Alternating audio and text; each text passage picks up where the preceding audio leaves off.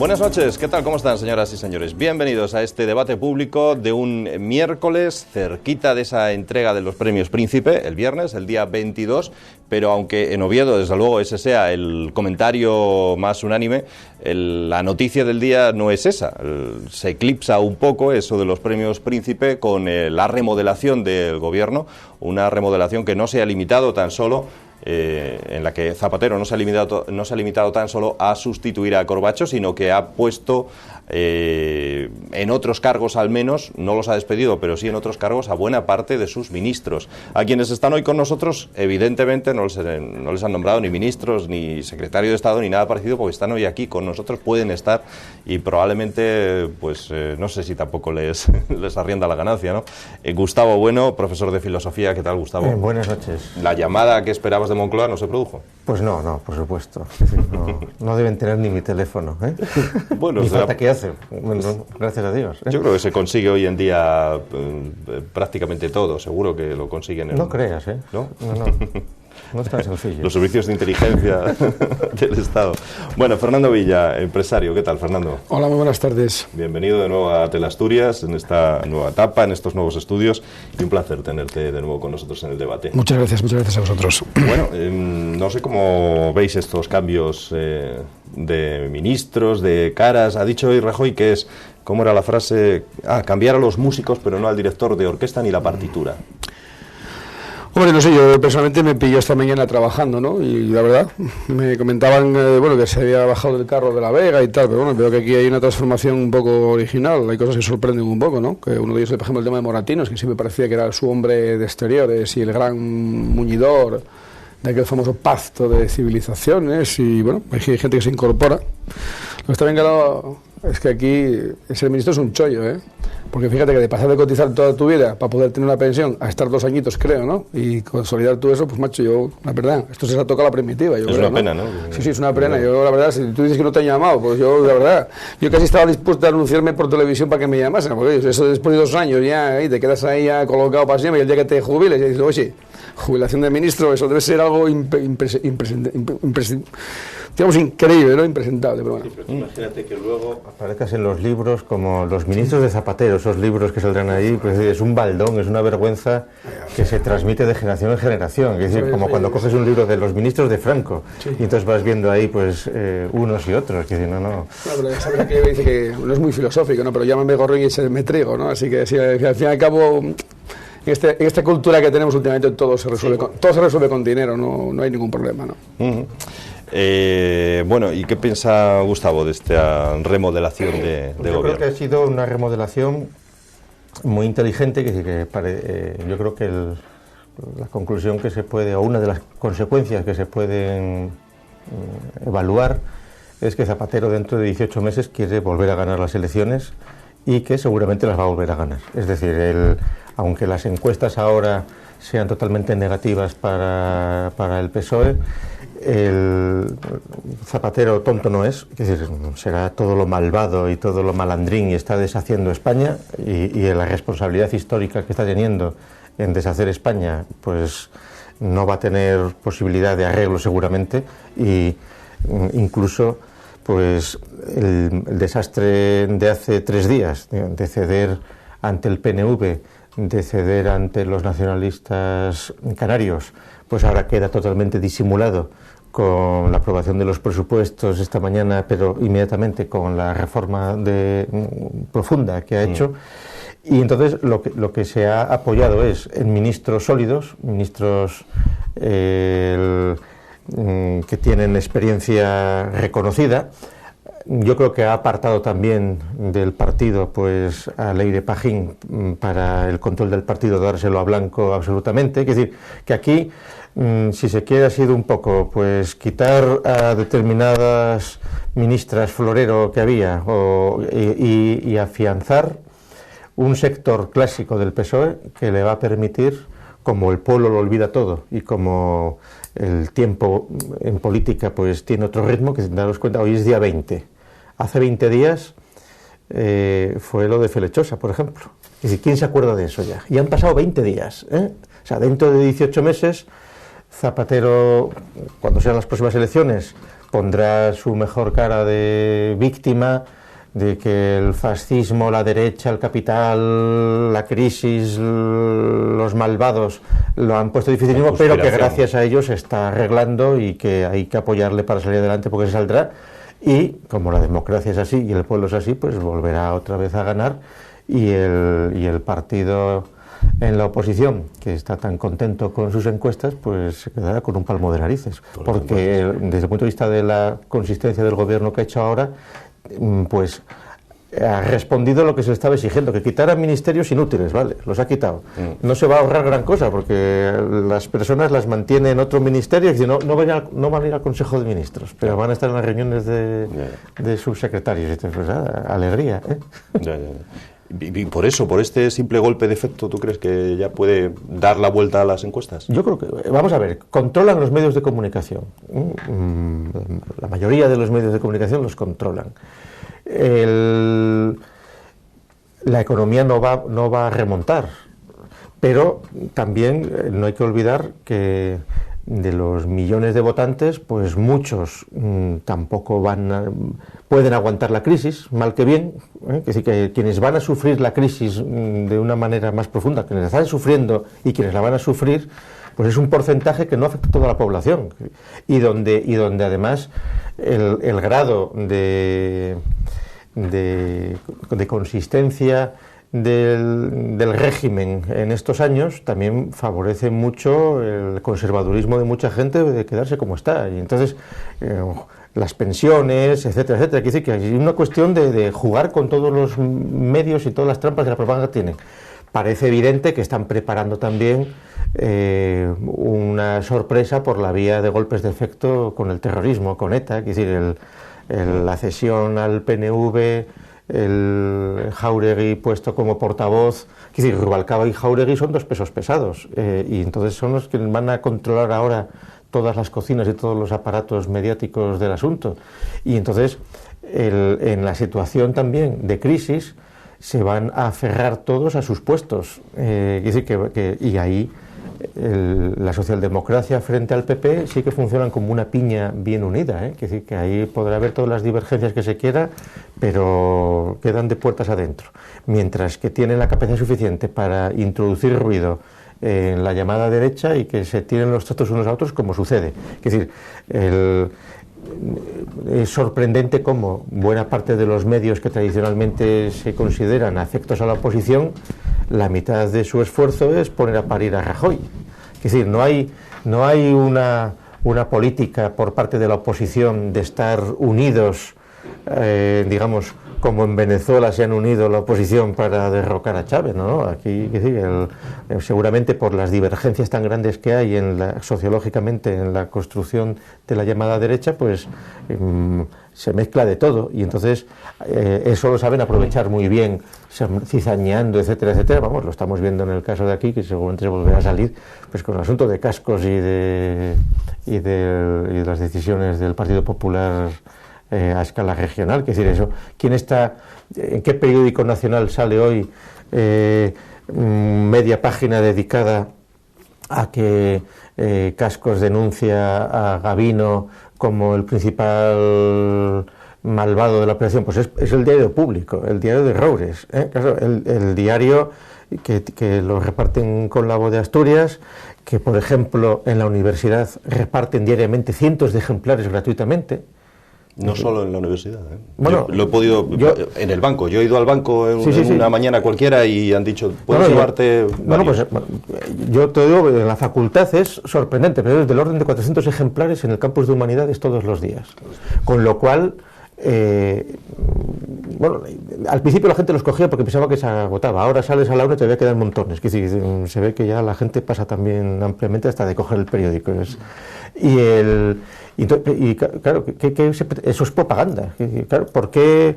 ¿Quién pagó la compra de la Voz de Asturias a Roures? ¿Cómo? Que hay todo un enjuague de la socialdemocracia regional, pues a través de la TPA, de todos estos negocios que ya se han comentado 1000 veces, y entonces porque al menos lo que sí se logra con eso, pues es que la gente no compre otro periódico. Es decir, que lo que me sorprende es que los otros periódicos no protesten, ¿no? De que haya ese dumping porque Pues claro, tú puedes regalar un día periódicos de una promoción, pero con esa continuidad, eso es una cosa un poco extraña. ¿Dónde, o sea, qué fondos de reptiles hay para mantener esa propaganda? Es una cosa sorprendente. Pero bueno, eso es la democracia y todo el mundo contento, y alegría. Fernando. Hombre, yo creo que el análisis filosófico. Realmente lo que está haciendo es quitándole un poco más, quitándole una carga técnica, ¿no? Quizás era un gobierno más, en algunos casos más tecnócrata, quitando algún tema como Rubalcaba y tal, ¿no? Y creo que ha apostado por un gobierno más político. Lo que es un poco quizás sorprendente, que por mi parte, sinceramente, estoy realmente agradecido, porque creo que es una persona con un talante político y lo ha demostrado, ¿no? Que incluso se ha marchado, es el Ramón Jáuregui. Creo que es un paso importante que una persona como Ramón Jáuregui, una persona muy dialogante, muy tolerante, además una persona con una trayectoria dentro del Partido Socialista muy potente, ¿no? Porque claro, además no debemos olvidar que viene de Euskadi, que no es precisamente Euskadi una región para hacer demagogia, ¿no? Y que quizás en su momento sea uno de los motivos que se argumentó para marcharse para Europa era precisamente su enfrentamiento con las posturas de Zapatero dentro del Partido Socialista, ¿no?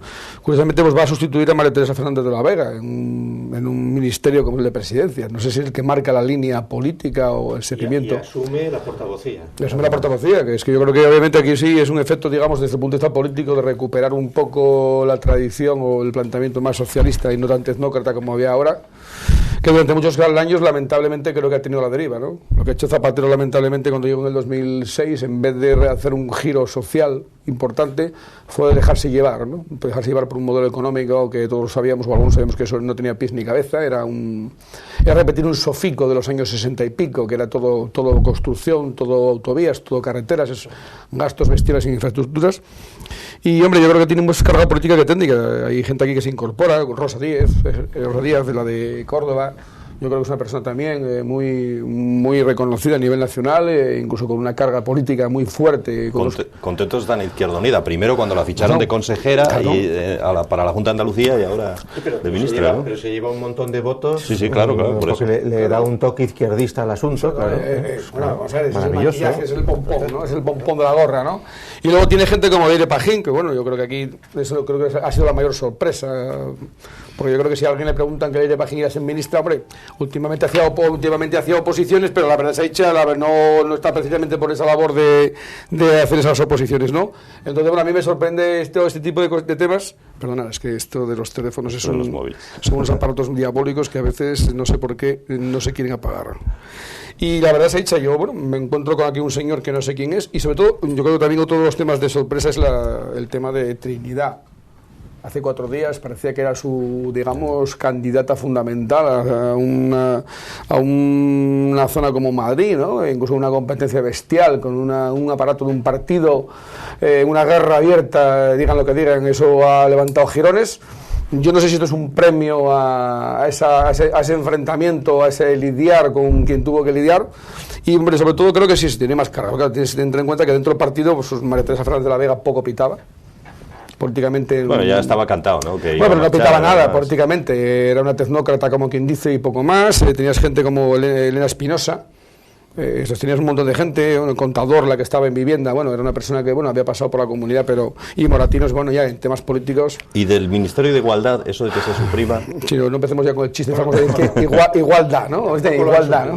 Sí. Bueno, lo han dejado en una Secretaría de Estado, ¿no? Pero el Ministerio de Sanidad ahora lleva también el nombre de Igualdad. Igualdad, ¿no? Cambian el nombre al Ministerio de Sanidad y lo llaman Sanidad, Igualdad y Grandes Expresos Europeos, o algo así. Grandes Expresos Europeos, ¿no? Sí. Quitando Corbacho, que podía ser un poco el que tenía más antes, si tú te fijas en el perfil de la gente que se ha marchado dentro de lo que es la organización, el aparato político, poco tenía. Eran gente que había quizás más fichajes galácticos tipo fútbol de gente que por cuestión de imagen había pasado por algún lado. Y hombre, a mí personalmente me sorprende sobre todo el tema de Moratinos. No, pero Moratinos... Porque parecía que era su muñidor de su famosa alianza de civilizaciones, aquel hombre que se había pegado con los israelitas, con los palestinos, que viajaba que ponía siempre la cara de chiste. El pobre hombre parecía una especie de saco de eso de boxeo, ¿no? Porque le encajaba todo donde le zumbasen, lo que le zumbasen, lo encajaba todo. Y bueno, por lo demás, no sé quién es este caballero que está aquí sustituyendo a Corbacho. Valeriano Gómez. Porque Hablan de una persona muy dialogante, por aquello de recuperar el diálogo con los sindicatos. Estuvo en la manifestación, se ha resaltado la huelga general, participando en la manifestación, etcétera. Apoyó la manifestación, aunque no la huelga. Decía. Hombre, ahí ha sido una pena que no hayan nombrado a Vicente Álvarez Areces como ministro de Trabajo, porque para el PSOE regional hubiera sido una gran noticia desde el momento en que hubiera permitido pues foguear al candidato que tienen, y entonces haberle sustituido de la operación que hizo. No, pero bueno, no puede sustituir Javier Fernández.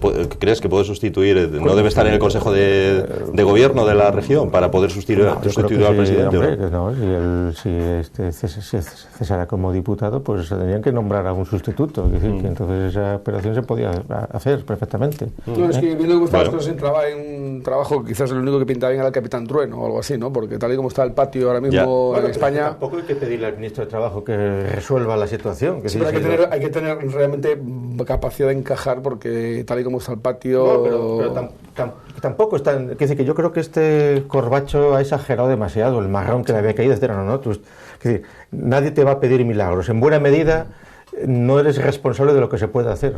Es decir, que porque ningún ministro... Es decir, en determinados sectores lo que te manda Europa y las determinaciones luego del contexto económico, de la deuda nacional, etcétera, etcétera, ya está prácticamente determinado. Si aquí la política, los momentos importantes que ha hecho Zapatero en plan político es porque tuvo que llamar a Obama por teléfono o amenazar con que iban a cortar el crédito. Y entonces hayan tenido que amagar, y todavía no se ha tomado en serio la reducción de presupuestos. Es decir, aquí la crisis no se está resolviendo todavía. No hay austeridad en las comunidades autónomas. La situación económica, que todavía no hemos tocado fondo, por mucho que estén emocionados diciendo lo contrario. Y cuando han tenido que hacer... Ayer lo dijo el CES, el Centro de Estudios Económicos en Asturias, dijo que no, al menos en Asturias la crisis no ha tocado fondo. Yo te puedo contar la experiencia de la calle y te digo sinceramente que ahora mismo lo ves, acaba de salir hace 4 días Olloniego, después del fichaje Repesca solamente una sola empresa en la última entrada, ahora mismo las pequeñas y medianas empresas en una situación realmente patética. Pero luego tienes una paradoja que se suele dar en determinado tipo de países, ¿no? Luego nos dedicamos a comprar todos los premios de Fórmula 1 del mundo.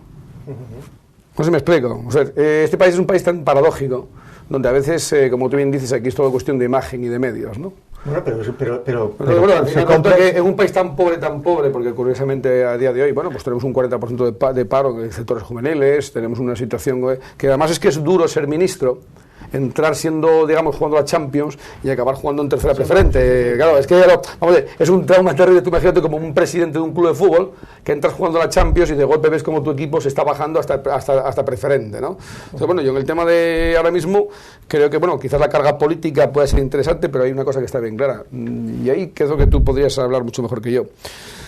¿Va a ser un tema cosmético? ¿Va a ser un tema de imagen? ¿O realmente un partido de izquierdas, que creo que es lo que tiene que hacer, va realmente a emprender después de tantos años un replanteamiento de qué valores estamos moviéndonos en este país? Es que no pueden hacer ningún replanteamiento. Mira, lo que han hecho en términos... Es decir, lo que no pueden hacer es inventar lo que no hay. El grado de deuda que hay por todas las instituciones. O sea, lo que es insostenible en España es el estado de las autonomías. Es decir, las 17 comunidades autónomas con instituciones duplicadas hasta la saciedad. Porque decimos, no, es que han quitado 2 ministerios. No, pero si es que no son 2 ministerios, es que hay 17 defensores del pueblo, 17 oficinas de protección de los derechos de no sé qué, de protección de datos, de lo otro. Es una superestructura de diputados, de políticos, que es una cosa absolutamente desmadrada. Eso es un desmadre. Entonces, eso ahí todavía no se ha entrado. Que se está empezando a hablar que habría que concentrar municipios, porque tampoco es viable. Y entonces aquí vamos con un retraso porque no se lo quieren creer, porque en el fondo tampoco tiene capacidad hoy, salvo que haya un reajuste tremendo, el Estado con las competencias tan mermadas que va teniendo, a recortar lo que han dado. Y la pregunta que te haces como ciudadano, ¿y eso a ti realmente, todo ese tipo de estructura, en algunos casos te ha repercutido o te ha dado? Porque yo creo que aquí hay un factor fundamental. Lo que repercute a que el grado de intervencionismo es para las empresas o para los ciudadanos cada vez más absurdo. Es decir, un español que ahora viaje de vacaciones porque no se ponga enfermo en otra comunidad autónoma donde tenga la cartilla porque tendrá dificultades, un empresario tiene que saber montones de normativas particulares de cada comunidad autónoma si quiere vender un producto, hacer cualquier cosa. En lugar de facilitar, eso unido a todo el asunto europeo, que es la cantidad de normas que tenemos ahora de cumplir, eso es una cosa terrible, burocrática. ¿Qué sucede? Que cuando que pretenden introducir mecanismos para salvaguardar a los trabajadores, a los contratos, etcétera, lo único que se está haciendo es cavando todavía más la crisis, porque la única solución que tienen muchas empresas pues es cerrar, deslocalizar o cerrar directamente, porque luego el consumidor quiere consumir barato y consumes productos que te vengan hechos de donde sea. Entonces aquí nos ponemos muy estupendos a hacer todo ecológico, protección, conciliación, una cosa idílica. Solución, pues se cierra. Se vio en la última huelga, es decir, aquí lo que se están queriendo mantener son determinados sectores a base de subvenciones, etcétera, pero que son insostenibles. O sea, ¿qué sentido tiene que cueste mantener la minería abierta pues 150, 170.000 euros por minero al año? Es decir, que eso de subvenciones, eso es una cosa que es inviable. Es decir, que hay que buscar otros mecanismos, y eso es lo que es muy difícil. Y en general, y en el caso de Asturias, todavía más difícil. Hay una cosa que es mucho más difícil en Asturias todavía. Y eso comentaba hace tiempo a un dirigente sindicalista. Vamos, en una región como la nuestra, que tiene agua, que en otros sitios no existe, que tiene energía, porque somos excedentarios en energía, que dentro de lo que cabe de comunicaciones estamos bastante bien, aparte de los temas de llanes y tal, ¿no? Aparte de la autovía del Cantábrico. Del Cantábrico, vamos a ver, no, porque te metes al País Vasco, tú el País Vasco te metes en una autovía, pagas, y si vas a Cataluña, pagas, y si vas a Francia, pagas. Bueno, porque yo tengo amigos... Y aquí si vas a Madrid también. No, pero vamos a ver, pero en comparación con lo que pagas en otros países de Europa, no, vamos a ver, España todavía sigue paseándosemos una... O sea, bueno, el País Vasco, los alemanes... País Vasco pagas de Bilbao a San Sebastián, sí, bueno, simplemente, como salir de aquí a León. Es que el resto de carreteras en el País Vasco son patéticas y tienes que ir a andar por las nacionales o por las locales. Es que son... En serio, es que cuando yo tengo amigos míos que vienen del resto de Europa, alucinan. En el año 78 me acuerdo que vinieron unos amigos nuestros catalanes y cuando fuimos de Oviedo, porque yo no conocía en el mar, fíjate, eran de Lérida, eran chavalillos jóvenes, cuando llegamos a Gijón, la primera pregunta que le hicieron en catalán a su padre: oye, papá, aquí no pagan en las autopistas. Porque la Y, fíjate, te hablaba en el 78, no hay que olvidarlo, la hizo Franco. Bueno, por eso, aunque el presidente Vicente el otro día en el estado de la región parece que lo había hecho todo él, eso es de la época, es franquista. Entonces, bueno, curiosamente te voy a salir en el debate que fíjate... Por eso desgasta tanto las ruedas. Para entrar en una determinada cuenca minera en 18 kilómetros tienes una entrada vía Nava, otra entrada en Palme, en Begarrón y otra que va a hacer un deslomamiento. ¿Y eso no es un desmadre? Bueno, o sea, no se malgastó el dinero. Pero la pregunta es algo, pero ahora te hago una pregunta. Vamos a ver, pero es que esta gente que lo ha hecho tan mal, ¿por qué la gente entonces le vota? ¿Por qué? Porque Asturias es un caso peculiar. No, pero es que no es Asturias, porque es que Zapatero da la sensación de que es perdona. Es el tío más impresentable de todo este país. No, vamos a ver. Hay 40 y pico millones de personas que en teoría, vamos a ver, tienen una cultura, vamos a poner, básica. Esto ya no es como en otras épocas, donde aparentemente la información no circulaba. Mira, eso es muy sencillo saberlo, mira. Cuando eres filósofo, por supuesto. Cuando Zapatero estaba en la oposición, cuando Zapatero era un jovencito, idealista. Cuando todavía estaba el franquismo funcionando, se decía: mira el franquismo, qué malvado es, que el 1 de mayo, para que desmovilizar, ponen un partido de fútbol por la tele. El 1 de mayo. Entonces, todos los intelectuales diciendo: qué vergüenza la manipulación de la televisión, un partido de fútbol el 1 de mayo para desconvocar a la clase obrera y tal. Ahora tienes partido lunes, de Champions, Copa de Europa. Han logrado darle al público lo que quiere escuchar. ¿Sabes lo que queremos algunos? El público quiere escuchar a la Belén Esteban, la princesa del pueblo. Audiencias millonarias. ¿Sabes lo que queremos algunos? Que ha habido un sencillo cambio de maquillaje. Siguen perviviendo ideas de hace 40 años. Lo que se pasa es que se han maquillado o se han superficializado. ¿Por qué? Porque, como tú bien dices, en épocas pretéritas, determinadas cosas eran fruto del movimiento. Es que ahora hay otro movimiento. Lunes y domingo, sábados, Champions, Copa de no sé qué, toros, programas por aquella época había programas como Estudio Estadio, que por lo menos era teatro, había cosas que todavía... Y hay una realidad, también que estamos viviendo de las rentas del pretérito. Es decir, el 90% de los españoles tienen vivienda en propiedad. y eso viene ya también desde el franquismo, que era la anomalía, ojo. En Inglaterra es el 10% los que tienen vivienda en propiedad, en Francia muy pocos. Pero Gustavo, es que de aquella época yo me acuerdo, porque mi padre también tenía una pequeña empresita, un chavalillo, que además, como no le gustaba estudiar, porque fíjate, mi padre sacó gente hasta del hospicio para trabajar, y ahora son grandes profesionales, son personas con 40 y pico años, y son hasta jefes de departamento. Fíjate, aquella época no querían estudiar, y como no querían ir a clase, se salieron a la calle y tal. Bueno, pues resulta que aquella época, pues un chaval, que a veces empezaba con 16 años a trabajar, que ahora para encima, además no puede, y tiene que aguantar hasta los 18 por narices, en un centro educativo, por narices, porque hay que tenerlo ahí, aunque esté dando la turra al resto de la clase, hay que aguantarle, macho, y no se le puede decir nada, porque si no llega papá y mamá diciendo que su hijo que es un tío pistonudo y que es el profesor y los demás que le tienen manía. De aquella época, pues se ponía a trabajar, se empezaba a ganar su primer dinerillo, se marchaba a la mili, a veces, de aquella que había que hacer la mili, y cuando volvía de la mili, después con el dinerillo que su madre le iba guardando, no le dejaba comprar un coche último modelo, último berrinche, no, mira, hijo, lo metes en te daba 4 pesetillas para ir gastando el fin de semana, porque mamá se encargaba de abrirle una cuentita. ¿Qué pasaba? Que cuando llegaba con 23 o 24 años, es que ya tenía para el 50% del piso, para el 50% del piso.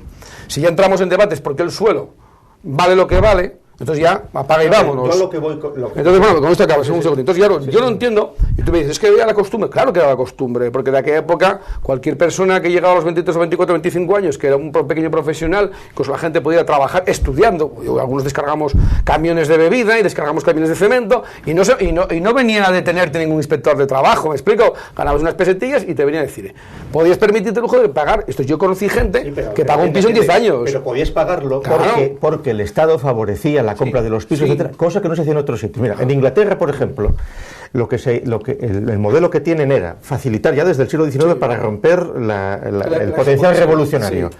Que los ayuntamientos construyeron esas casitas adosadas y se alquilaban hasta por 99 años, pero era alquiler, con lo cual lograba el capitalismo tener gran movilidad de los trabajadores, se hacía falta de un sitio para otro.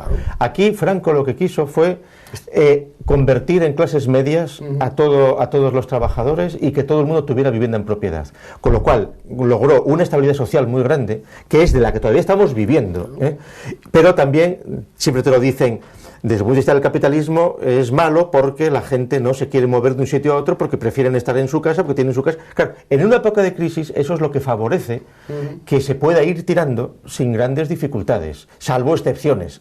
Quienes vemos por las televisiones que las están pasando canutas, normalmente es gente que está rota de su familia, etcétera. Las familias son las que están aguantando a los que están en paro, a unos y a otros con sus casas, y entonces todavía la seguridad social aguanta para unos años, cada vez menos, con lo que se le está tirando del teto, y entonces por eso hay paz social, porque aquí...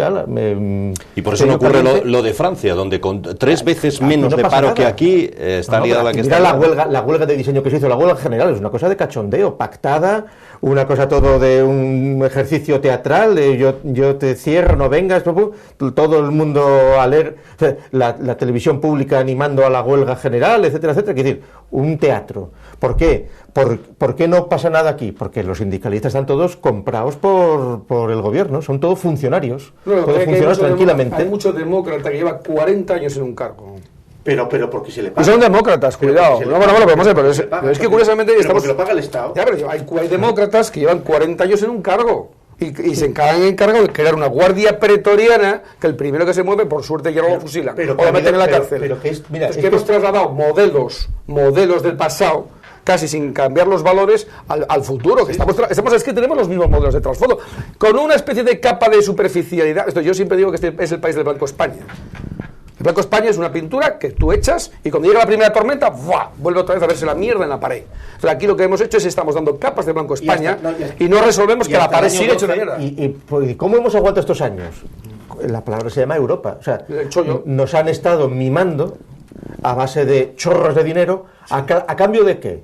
De desarticular la industria española, de desarticular toda la empresa pública española, o sea, la Renfe, la Telefónica, los sectores de distribución, estamos todos en manos francesas, alemanas. En sectores empresariales tienes un 10% totalmente, de industria frente a países que tienen un 40%. Tenemos limitada la producción de leche, tenemos limitada la producción de aceite, tenemos limitada un montón de producciones. Tenemos que importar obligatoriamente leche de Francia. Eso se olvida, ¿no? Es como si no se quisiera saber. O sea, claro, ¿a base de qué? A base de a los agricultores asturianos darles en su momento por cada vaca que quitaban un montón, les daba para comprarse el piso en Gijón y a retirarse jubilados. Felices, sí, pero ¿a cambio de qué? De que Central Lechera, la mitad de la leche que vende es francesa. Y entonces en el año 12 ya nos han cortado el suministro. Tú fíjate que nos han cortado el suministro. Ahora vais solos. Claro, eso ha sido una mala gestión política, y en el caso de Asturias, el desperdicio que se ha hecho de los fondos mineros, de la reconversión. Desperdicio absoluto. ¿Qué opinas tú que puede haber una región? Perdona, Fernando, nos vamos a ir a publicidad. Si quieres, le preguntas lo que quieras a la vuelta de la publicidad y hablamos de otras muchas más cosas. Vamos a publicidad, volvemos de inmediato.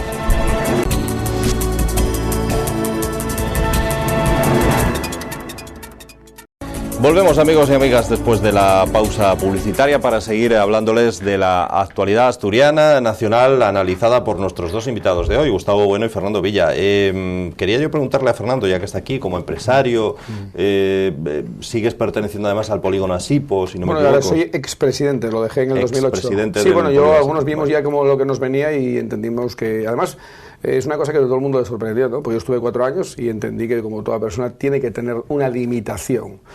En la antigua Grecia había la famosa osteocracia, que era que cuando una persona llegaba a un nivel se le ponía en el ostión y echarlo o exiliarlo era un privilegio. Con eso evitaban que algunos se lo creyeran.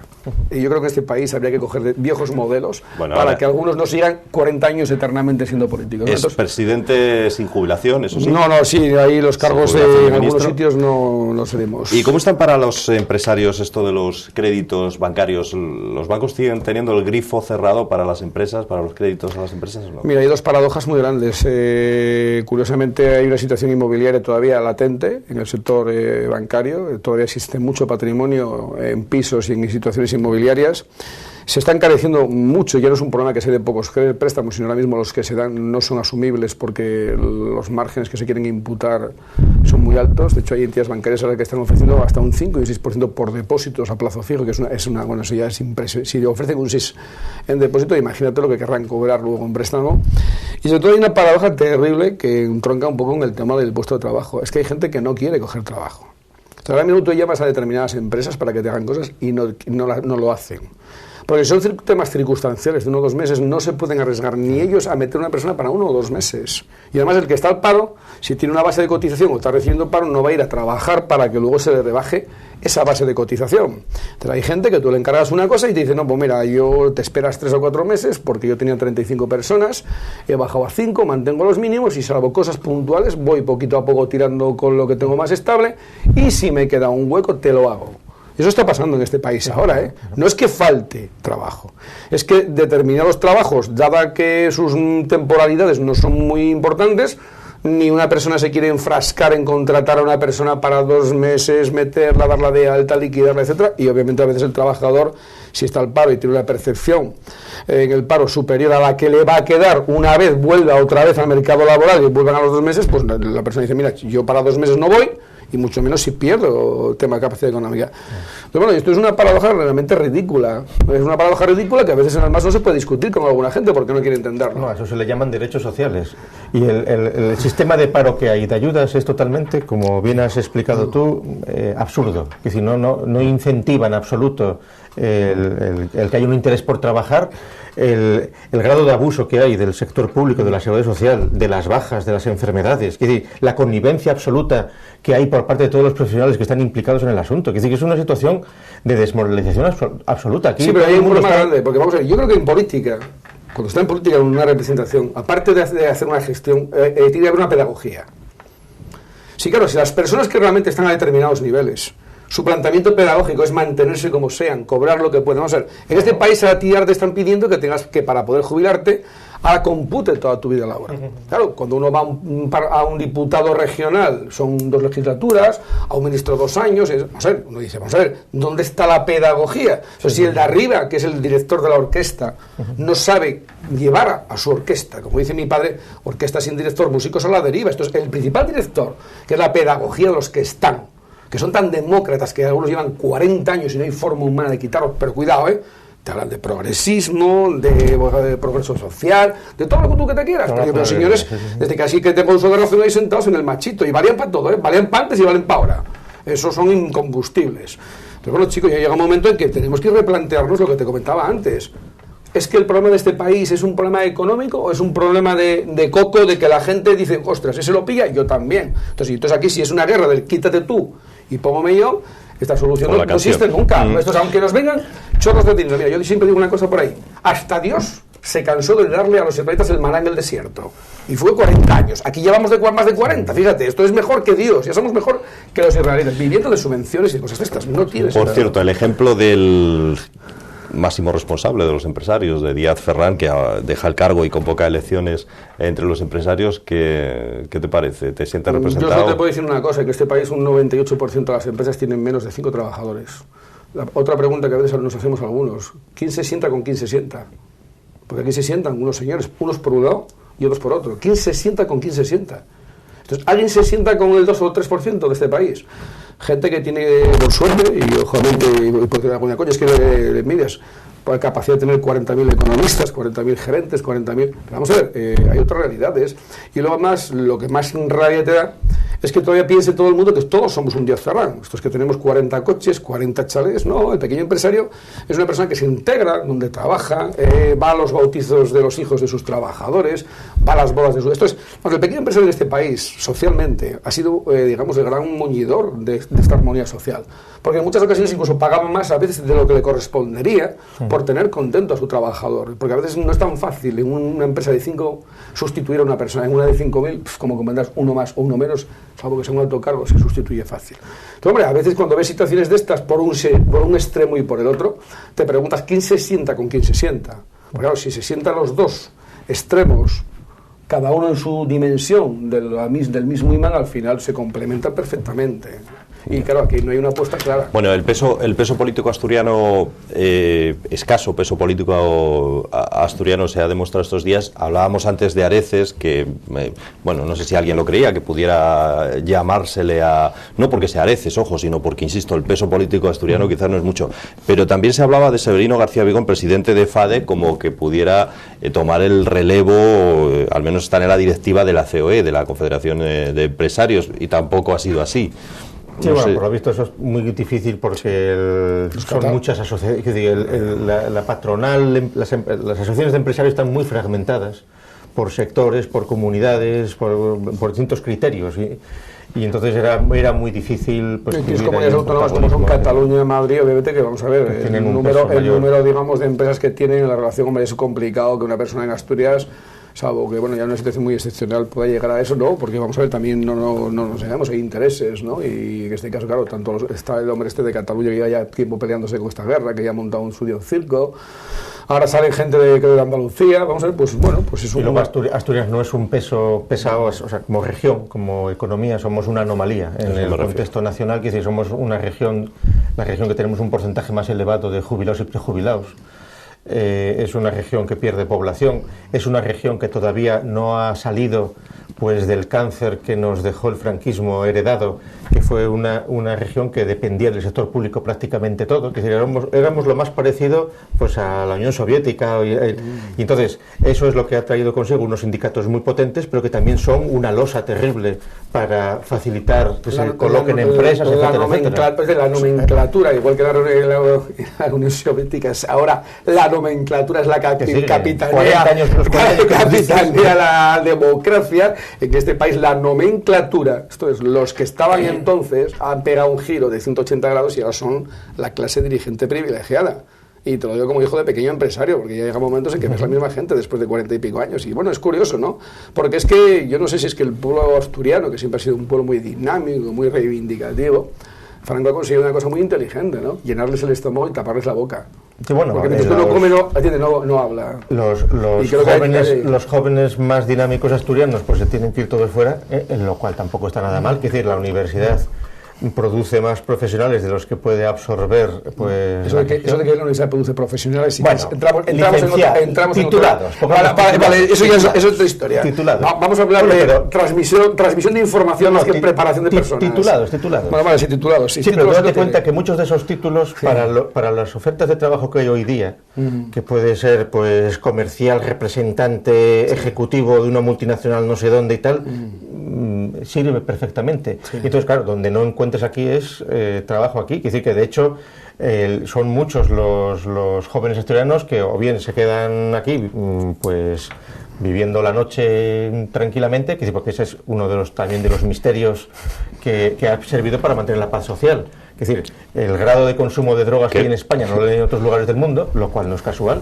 Es decir, que es un modo de tener atontado al personal. La relajación de las costumbres y la noche, pues eso es un modo de tener a cientos de miles de personas absolutamente pues pasando el tiempo, pasando el rato, subjetivamente muy contentos, muy tranquilos. Los papás tienen dinero, les mantienen. Y otro más grave. Hijo, tú acaba la carrera que luego ya aprenderás. Aunque no la acabes, ¿no? En nuestra época, nuestros padres, aunque tuviesen la capacidad económica, no nos dejaban vivir como... Y ahora, claro, tú te imaginas un chaval de 22 años, como tú sabes yo, que incluso los hay que tienen tantas carreras que no saben cuál van a ejercer, porque ya como son tantas, y acaban una, empiezan otra. Pero bueno, pues resulta que te encuentras con gente que todavía te viene a decir, oye, vengo que me coloques, el chaval, que me lo coloques, cuidado, Y aquí, mira, esto no es una empresa pública donde uno se coloca y cumple, ¿me entiendes? No, es que mi hijo, claro, es que lleva 3 meses trabajando ahí, es que mi hijo es licenciado. Sí, ¿y tú qué quieres pagarle? Vamos a ver, pero tu hijo es licenciado, pero vamos a ver qué capacidad tiene para desarrollar una actividad profesional y generar una plusvalía a esta empresa. No, es que en este país los empresarios no sé de qué os quejáis, ¿no? Yo le digo muchas veces a gente política y sindical, sí, vamos a ver, préstamos del ICO, ayudas del IDEPA, todo tan bonito, ¿por qué no montan ellos una empresa? Vamos a ver, pero si son gente muy preparada. Yo tengo muchos compañeros, te voy a decir una cosa. Es que es la solución que ha querido siempre buscar el gobierno. Decir, no, es que hace falta estimular a los emprendedores. ¿Quién lo dice? Porque sí, ¿no? Yo no al psicólogo. Sí, pero luego tú vas a un banco y lo primero que te pide es patrimonio, no capacidad intelectual. Claro. Bueno, si es que para montar una empresa no hace falta tener otros valores. ¿Sabes cuál es el problema de nuestra crisis? Desde mi punto de vista y de mucha gente de fuera, que no ha habido una escala dentro del mundo económico y social. Las otras sociedades se construyen en torno al conocimiento. Esta sigue construyéndose en torno al capital. Tú en España, si no tienes capacidad económica, no llegas a ningún sitio. Entonces, como yo que en la universidad, que yo también estuve en la Junta de Gobierno en la época gloriosa del 86 al 89-90 con planes de estudios, había situaciones que se acusaban de endogamia y la universidad se miró para sí misma. Yo tuve que escuchar a algún señor que fue rector en paz descanse, que los estudiantes en la universidad éramos una mera coyuntura. Fíjate si es fuerte, Y tuve que contestarle, yo a ti te hago catedrático, tú a mí no me haces estudiante, y si no fuese por la coyuntura lo ibas a tener muy fastidiado. Vamos a ver, hemos creado una serie de estructuras que han sido una pervivencia del pasado y no hemos pasado de esa sociedad del capital o de la información pura y dura a la del conocimiento. Tú te vas a un banco o a la administración con un proyecto pistonudo, luego marchan para Estados Unidos y triunfan. Aquí no les dan ni para... Triunfan los que triunfan. Bueno, vamos a ver, pero por lo menos ahí afuera tienen una perspectiva. Aquí no. Entonces no hemos hecho... No se ha cambiado. Pero porque no es tan sencillo, ¿eh? Bueno, porque lo que sí se ha hecho... Entonces la crisis viene ahora. No, ¿Por qué? Por eso. Lo que sí se ha hecho es una partitocracia con un montón de amigos y de dependientes, con unos sueldos maravillosos, pues que son verdaderamente pues como rémoras de la cosa pública. Y a ver quién cambia eso. ¿Hasta cuándo? Pues mira, probablemente hasta que la crisis llegue mucho más. Es decir, una crisis absoluta que seguramente tendrá que suponer una reestructuración de las estructuras políticas nacionales, y probablemente hasta que se produzca la jubilación ya del todo, pues de toda una generación que está en el poder y que no lo suelta ni a tiros. Pero eso es más complicado. Bueno, pero antes lo decía Fernando, y yo estaba echando cuentas de, por ejemplo, Areces lleva 24 años ejerciendo la política de forma profesional, pero no es el único, en cualquier partido. Si miras al Partido Popular, estaba recordando una entrevista hace unos días con Joaquín Arestegui, que dice que lleva desde el año 88 también, o sea, 22 años viviendo también de la política. Pero Areces es una persona que antes de entrar como alcalde de Gijón, bueno, antes que fue delegado de Educación en el gobierno y tal, él había sido profesor, estuvo en la facultad de profesor de matemáticas, es decir, que él tenía un oficio y había ejercido de profesor. O sea, si dejaba la política, formalmente puede volver de profesor. Lo que sucede es que la generación de políticos más jóvenes que Areces, hay ya un montón de personas que solo han trabajado en la política, que no saben hacer nada. Todos titulados, todo lo que tú quieras. Bueno, o no. Pero ministros que no. O a alguno le dieron el título para que tuviese el retorno cuando volviese de política, claro. Y tú lo sabes como yo. Sí, pero a alguno le dieron el título y le sacaron una oposición para que cuando volviese de la política tuviese después de 20 años, me imagino ese señor volviendo a dar clases. Pero ahora esos son casos mínimos. Ahora tienes una cantidad cada vez mayor de profesionales de los partidos que no han trabajado en otra cosa y que no tienen si pierden la batalla en el partido o pierden el poder, no tienen dónde caerse muertos. Lo tienen muy fácil. Salvo que sean ministros. Lo tienen claro. Lo tienen claro. ¿A quién tienen que favorecer? A aquellos sitios donde les van a nombrar asesores de empresa, consejeros delegados. Y claro, los pequeños empresarios, que tenemos 5 trabajadores, yo no voy a meter a un tío de asesor y de consejero pagándole 6.000 euros al mes. ¿Para quién salen las subvenciones? No sé, tú contéstame tú mismo. Que tú eres empresario. Claro, porque cuando sacas de la política. Bueno, señores, a ver, cambiamos de tercio y terminamos hablando esta semana, casi está obligado, de los premios Príncipe. Bueno, con esa polémica, ayer también en el debate de esta casa lo hablábamos, con la polémica de si deben venir o no todos los jugadores de la selección española, etcétera, etcétera, etcétera. Bueno, pero al margen de eso, ¿qué os parece esto de los premios Príncipe una vez más? Ya llega a su 30 aniversario. ¿Promocionan realmente Asturias o no? Vamos a ver, Asturias en general y Oviedo en particular lo promocionan, pero a una escala, yo creo que sobre todo nacional.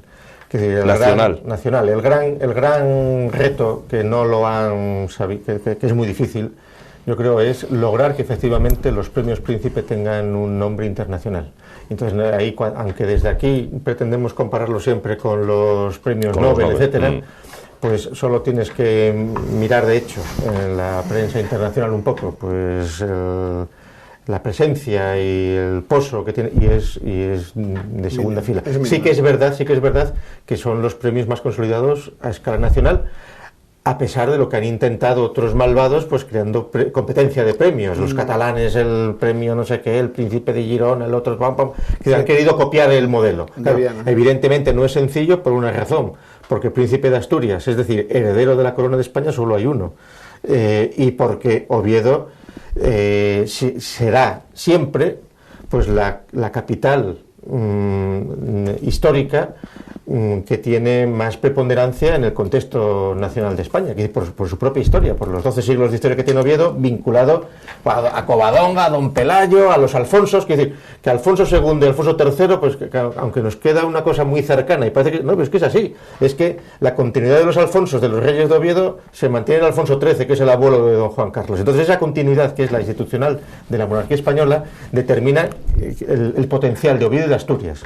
La Fundación lo está haciendo muy bien, y la renovación de la Fundación que está haciendo la nueva directora, Teresa Sanjurjo, yo creo que está siendo modélica.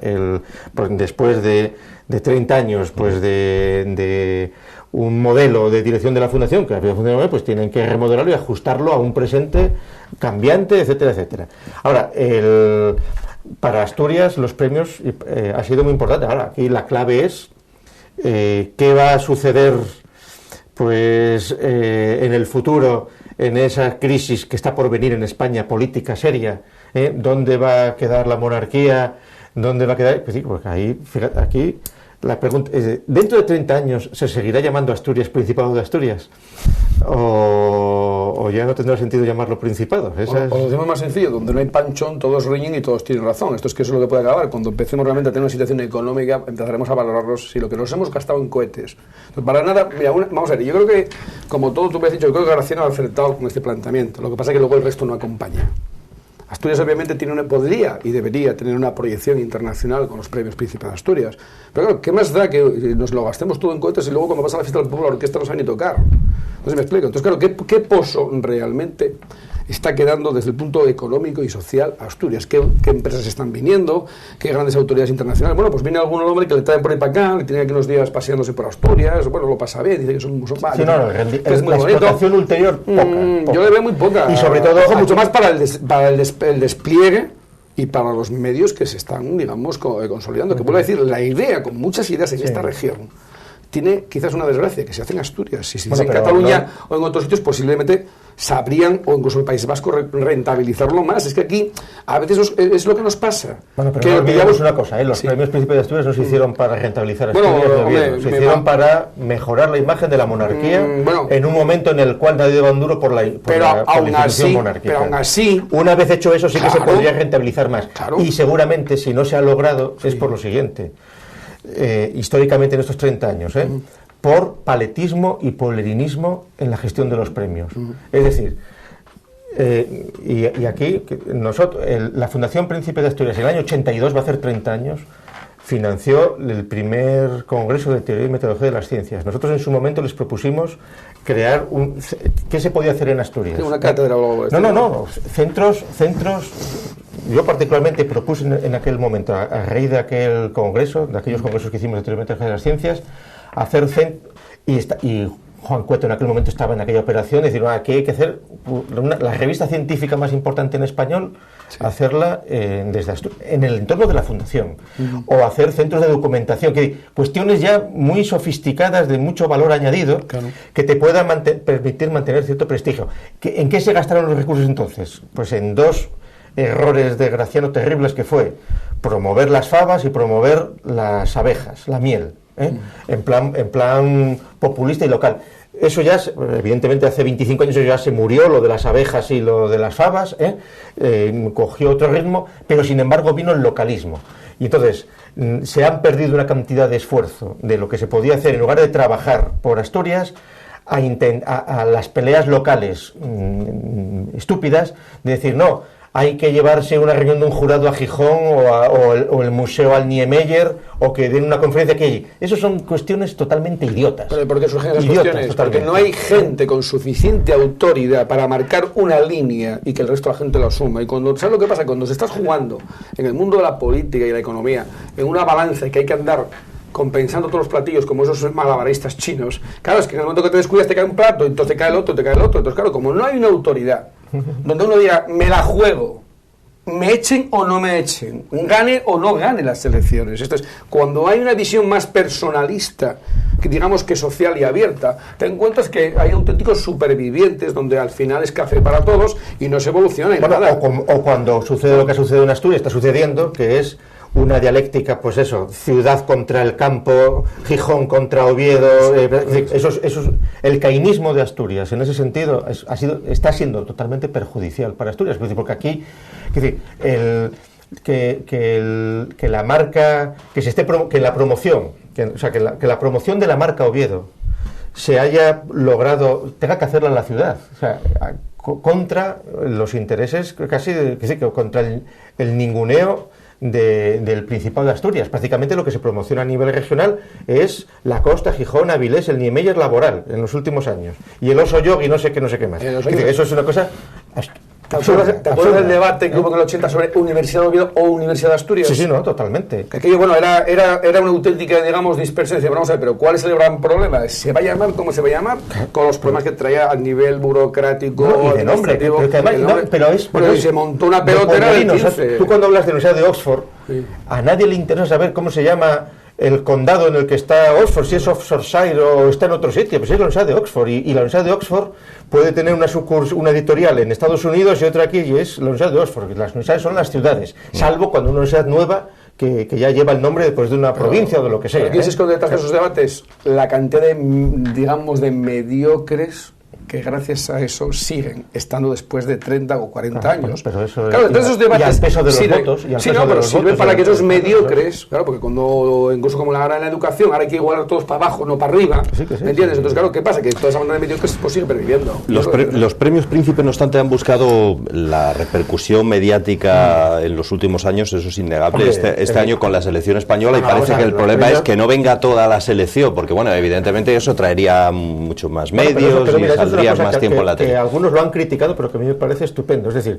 tú puedes decir, vamos a dar un premio a unas personas que se lo merezcan mucho, pero que sean totalmente desconocidas. No, vamos a premiar a quienes ya son mediáticos, porque así ellos nos dan relumbrón. Eso, que desde el punto de vista, en un escepticismo total de qué son los premios, es lo que tenían que hacer. Es decir, ¿a quién vas a dar el premio? ¿A una persona, un premio de deportes? Pues a Fernando Alonso, antes de que ganara el campeonato del mundo, porque el premio se le dio antes. Es de que, bueno, ya virtualmente casi lo iba a ganar, pero todavía no era matemáticamente el vencedor. Y a mí eso me parece bien. ¿Por qué? Porque la gente traga con eso. Y entonces al público hay que darle lo que quiere.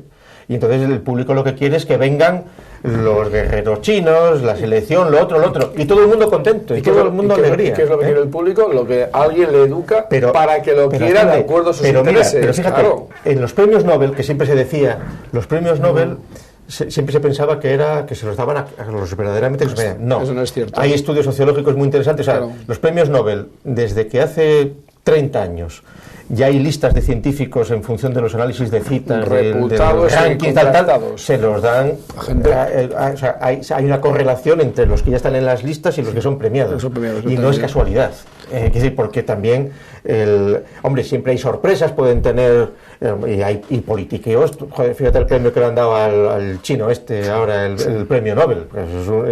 También alguna vez tiene que enseñar la patuca también, no van a ser tan formalistas. Entonces hay gente que fue eterno candidato a premio Nobel y nunca lo consiguió. Entonces, pero es decir, que yo por ahí no criticaría en absoluto el asunto. Eso está muy bien porque tiene lo que sí habría que intentar lograr, lo que no es sencillo, un mayor retorno de ese potencial propagandístico, etcétera, de los premios Nobel, que además el poco que se ha producido a veces, pues el Woody Allen, lo otro, que pues se está sobando demasiado. Es decir, que habría que encontrar... Ahora, eso es muy difícil, es más, yo te digo, prácticamente imposible con una universidad como la de Oviedo, que es muy grande, y que va a atravesar una crisis mucho mayor que otras instituciones más pequeñas, que hoy día una universidad nueva, pequeñita, te contrata a un montón de eméritos, de prejubilados, gente con nombre, y te hace unos cursos virtuales con muchos más medios que una universidad que tiene que cargar con 2.000 profesores y con 3.000 funcionarios. O gastamos miles de millones de pesos en infraestructuras, en la edad de la tecnología y las telecomunicaciones. Pero esos son otros negocios ya también.